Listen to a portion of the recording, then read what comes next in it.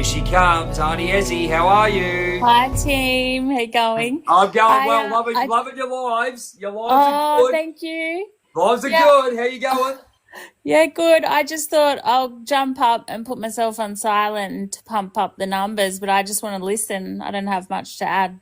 That's okay. No worries. Thank you so much for that. I'll just sit here on mute and see No, if that you had helps. an idea. You said it got you thinking. Oh yeah, about the aware super. So it's an idea I've been playing around with for years. I said to hang on, I just closed my door. I'm staying at my mum's tonight.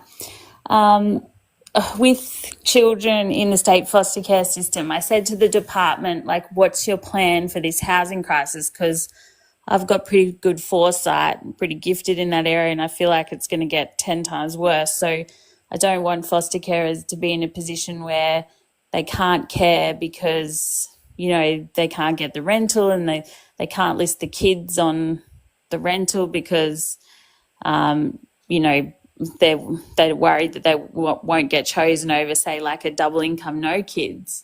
Yeah. And then I was like, surely there's a group of investors that would like to rent to carers, like foster carers, because you're guaranteed the rent, but you're also guaranteed that any damage will be fixed by the department. So if a kid acts out and breaks something, it all gets fixed through the department. Okay. So I'm like, that's like an investor's fucking dream. I know when I had an investment property, I was like, oh my God, if I could rent it to a foster carer and I was guaranteed the rent, and then if they broke anything, they'd fix it. I was like, that's a dream tenant. It's almost like a defense tenant. You know how they do that for the defense force? So yeah, I was like, maybe I should do a video directed to Aware Super and say, this is as a superannuation fund, you say that you're aware. Well, are you aware that, some carers may not take on caring duties because, they're worried about the housing situation and Right. what have you. So I don't know, it just came to me. So I might look at doing a video on that. Can I ask them? I want to jump in there with regards to the government stepping in with regards to this.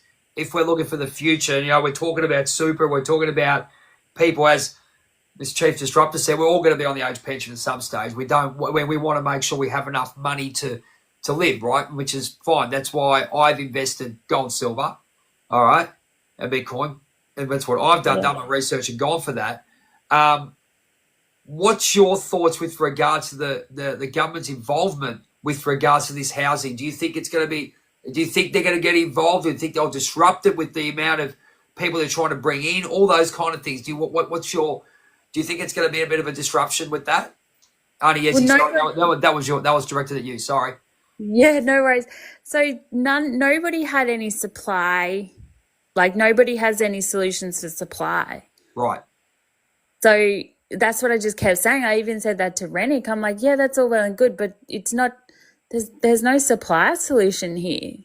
So that's why I said you got to maximize the potential of the land that you've got. And the only way to do that is to, especially in metro areas, is to remove the red tape on granny flats. Now, I'm someone that believes in giving credit where it's due, even if it's to somebody that I can't stand. And probably the person I can't stand the most is Dan Andrews, but he did something really good before he left office. He removed the red tape on granny flats. Yes, I have heard that. Yes. Yeah, and so that's great. That's a real tangible solution that helps with supply. And so I was like, okay, I have to acknowledge that because that's what I've been asking for. So, and then I'm like, surely Queensland's going to follow suit, and we need to because we got the Olympics coming, and we're already getting like, just, it's so crazy here now. All Queenslanders are absolutely sick of the traffic because we've always had traffic, but it's never been this bad. So I've looked into it and everything. So I can access my superannuation to do that, but I can't. I know it's a bit crass, but it's like it's a good example of what I can do if I wanted to.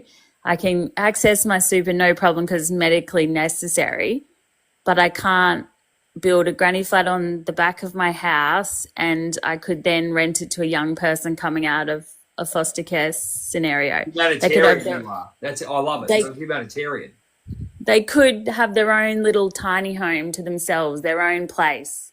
So Yeah. all they're disadvantaged. In the area that I live in, my home's in, that would be very easy to find a young person that would need that. They've just got themselves a part-time job and they just need their own little domain, Absolutely. We just got what we've got to do. That's exactly what's got to happen. got to happen. Not brain surgery, right? Just let people build on their properties. It gives them, and don't penalise them. I know Allegra Spender was looking at people renting out rooms and not being penalised tax-wise. Yep. Because it's affordable housing crisis, for God's sake. Can I just jump in, ladies? We got one from Jesse. Thanks very much for the comment. Victoria just passed no stamp duty on all new builds at uncapped price. So I knew that because there's a lot of people, they're building a lot, especially in my area up north of the city. You can see that they're trying to minimise and try and get as many builds as they can. They're taking away the stamp duty, but I want to know. There's always someone behind it. So that sounds really bad. It's not like what you're saying, Auntie Ezzy. You're trying to help people, and Chief Disruptor's the same thing, trying to help people. I just don't have any faith in the government at all. And that's the same thing with superannuation. I mean, why would you be allowed to do that and not try to help someone else? It's ridiculous. Oh, exactly. And then people say, "Oh, but you're benefiting," and I'm like, "There's nothing wrong with something mutually benefiting. If I really want to do that granny flat because I'm not using the land for anything else, so it makes sense. And then I have extra income coming in, which will help me pay down my mortgage faster. But I'm also sharing my block, my home, my front yard, because I'd have to park at the front and go down the side and all that. Like I'd still be I'm sharing my home. I've had people come on my live and say, "I admire that you want to do that. I would never do that. I don't want to do that." And I'm like, well, the way that my block's set up, it's kind of drops down and it's like a separate section. I know exactly where I'd put the fence. Like, as long as they're quiet, which, a young person these days, they're on their bloody tech and all that. So leave them to it. G'day, guys. This is Jay here from Journey of a Whitefeather. Now, I had a wonderful chat with the lady that you'll see very, very soon. Her name's Anne-Marie Elias, and she goes under the Chief Disruptor. And would I go into business with her? Absolutely. As a person, everyone can say the best things about anyone, but working with her, her knowledge, her passion for what she does, and the way we connected with regards to the love of humanity is one thing. But if you're looking to work with someone who has the drive to be better, I mean, you can say that against anyone, but you connect on a level that you really have that passion, and this lady does. She's talking about superannuation and the love of humanity and making sure you live your best life. I mean, you can't get any more passionate about that. And she does that on a chat with Jay when she came on. And when we talked about how people needed to live, you could just see there's a massive care there. And that's the kind of person you want to live and work with. And it's a pleasure to have her on the show, and I'll definitely be doing some things in the future. But if you ever want to work with this lady, mate, you got my vote. Number 1, 2, 3, and 4. There you go. It's been Jay from Journey of a Whitefeather. I'll let you go.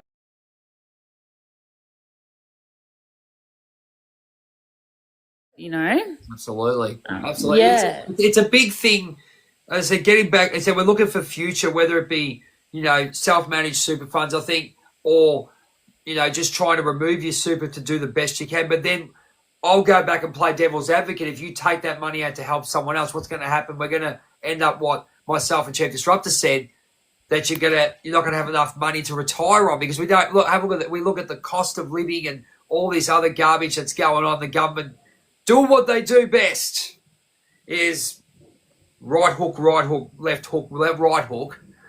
And then, we get back up again as we're strong. But there's going to be a time. If you get where I'm going. Oh, yeah. Well, most definitely. That it's just, 2030, there's about 180,000 Australians retiring each year from 2030 onwards, right? And that's the boomers who may have delayed their retirement to age 70. It'll be, you know, Gen X as well, starting to turn 65. And it's just like scaring the shit out of me, because 180,000 people, if they can retire, right? Because if they're renters, they're not going to be able to retire if they're in the private rental market. Yep. Housing, you know, all these too little too late efforts around housing is just going to increase demand and increase prices again. Yeah, I did a video. I meant to tag you in a couple of days ago, Chief, and I spoke about dual pension again, because I'm trying to bring awareness to the fact that a lot of the people that we're letting in, our countries don't offer the dual pension, so they're going to end up solely on the Australian pension. Right. Because a lot of them, you know, there are a lot of people coming in that have well-paying jobs and careers and trades, and a very small number have trades, but, you know, they're professionals, white-collar workers, and then you have obviously your lower socioeconomic of person that's coming in. Now they're going to have next to nothing in their super. There's no way in a pink fit that they're going to not end up on our pension. And so does their country, surely I can ask the question, does your country offer a dual pension without being racist, you know? Like, no, I've heard that before, that people are taking pensions. I mean, I just heard it on the, you know, the urban myth of what it is.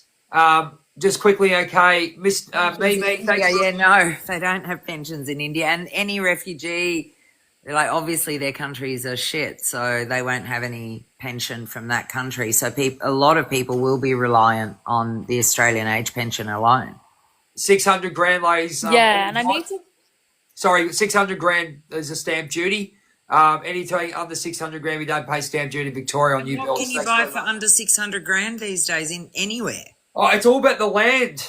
It's all about the land, Miss Chief Disruptor. It's all about how much land they're trying to build. They're trying to, mind you, they're trying to get houses that are about 4 bedrooms with, you know, not that big, let's be honest. And then on land about, you know, 250 to 300 square meters, you know what I mean? So it's bugger all, let's be honest. And this is the whole point. So Middle East don't have pensions either. Yeah, so, but just that one, and also just to say, I have heard of, I mean, as I said, just heard on the grapevine that people are taking pensions from both countries. I don't know which country it is, but it does happen. I don't know if it happens anymore. No, there's a dual pension agreement, so you can get a part pension from Australia and a part pension from your country. Heaps of UK people do it. Okay. Yes. So as an example, Jay, my grandparents were Scottish and my granddad was in the war.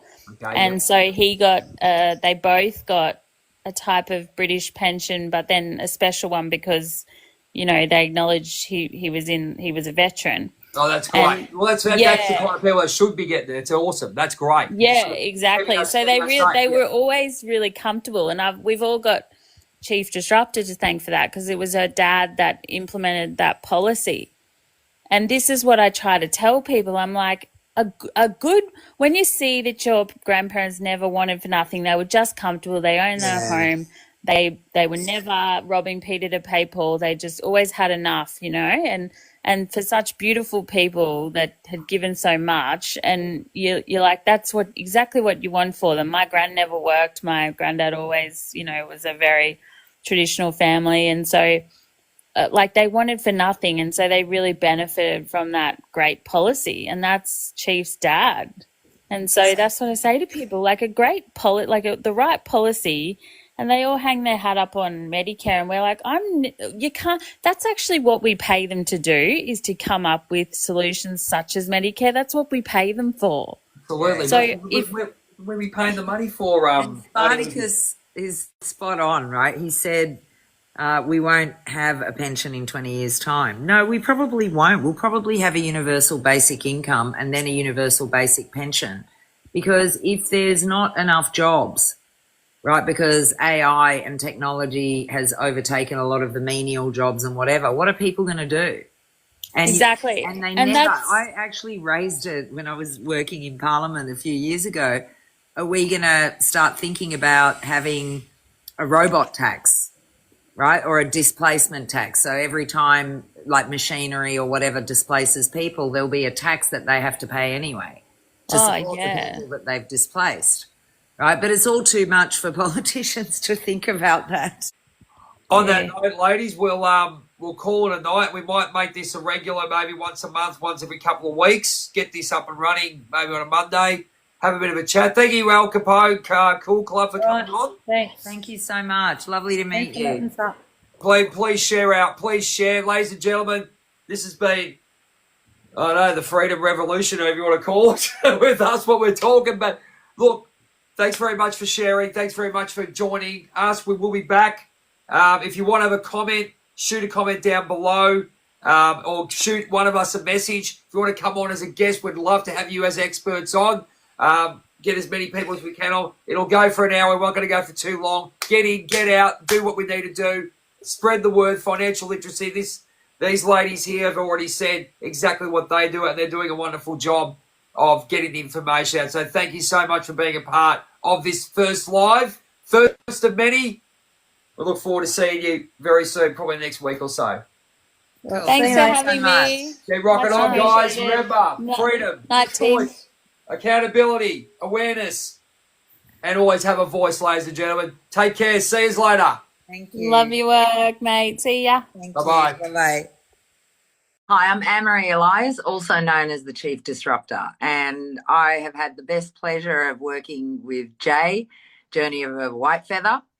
And, you know, if you need to lift your game in communicating something, he's your man. So I'm really good at certain things, but I'm not really good at marketing or amplifying my message or even being that clear on my message. This guy is the one that can help you get there. I love watching not just the stuff that he puts on TikTok, but the work that he does on YouTube. He's interviewing people from all around the world. And he talks about everything from spirituality right through to the finance system, right through to the global agenda. So he's up on all the important matters. And my bet is that if you need to work with someone that can help you amplify your voice in any of those areas, Jay's your man.